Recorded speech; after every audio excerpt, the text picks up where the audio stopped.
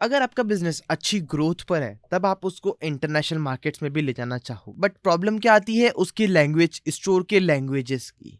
तो hello guys, once again welcome back to WS cube tech YouTube channel. I am Pranjay Mathur. तो आज मैं आपको बताने वाला हूं कि किस तरीके से अपने शॉपिफाई स्टोर की लैंग्वेज को कस्टमाइज कर सकते हैं। तो चलिए अपन अपने स्टोर पे चलते हैं। तो गाइज मैं आ गया हूं अपने स्टोर के एडमिन पैनल पर, जिसका नाम है wscubetech.myshopify.com।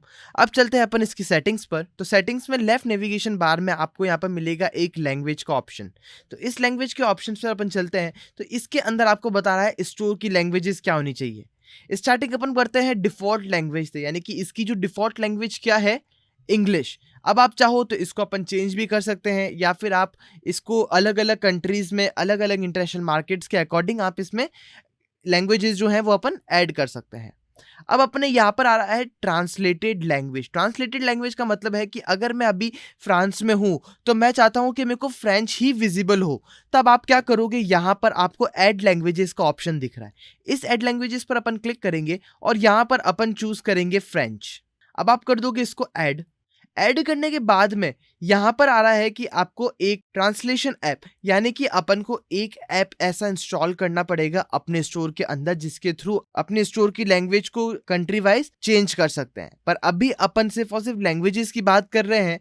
ऐप्स के रिगार्डिंग अपन नए वाले अपने आगे वाले सेशंस में बात करेंगे। तो इसके लिए अभी मैं कर देता हूं इसको फॉर एग्जांपल प्रीव्यू। तो प्रीव्यू करते ही आपको अभी कोई चेंजेस दिखेंगे नहीं, बस आपको यहाँ पर यूआरएल में थोड़ा सा चेंज दिखेगा जिसका नाम आ रहा है FR।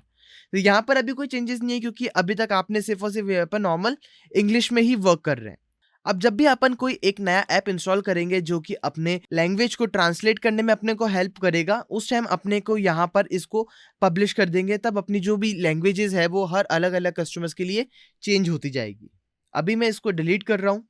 अब आ रहा है कि अकाउंट की लैंग्वेज क्या होनी चाहिए। यहाँ पर आपका जो अकाउंट है एडमिन पैनल, उसकी लैंग्वेज क्या होनी चाहिए, क्योंकि आप हर जगह यूज कर रहे हो, बट आपका जो अकाउंट की लैंग्वेज है वो क्या होनी चाहिए। फॉर एग्जांपल आप फ्रेंच हो, आप कहीं और सेल कर रहे हो, बट आप वहां पर तो इंग्लिश शो हो रही है, बट आपको जो आपका एडमिन पैनल है वहां पर आपको फ्रेंच चाहिए। तो यहाँ पर आप क्या कर सकते हो, यहाँ पर आप अपनी जो लैंग्वेज है वो यहाँ पर आकर आप चेंज कर सकते हो। तो ये था अपना लैंग्वेज का सेशन कि आप किस तरीके से अपनी डिफॉल्ट लैंग्वेज चेंज कर सकते हो, अपने कस्टमर को अपनी ट्रांसलेटेड लैंग्वेज दिखा सकते हो, और अपने एडमिन पैनल की लैंग्वेज चेंज कर सकते हो। तो आई होप कि आपको आज की लैंग्वेजेस वाला सेटिंग समझ आया होगी, जहां पर अपन ने different different types of languages के रिगार्डिंग बात करी कि अगर आपको कस्टमर को कोई ट्रांसलेटेड लैंग्वेज दिखानी है तो आप किस तरीके से उसको ट्रांसलेट करोगे।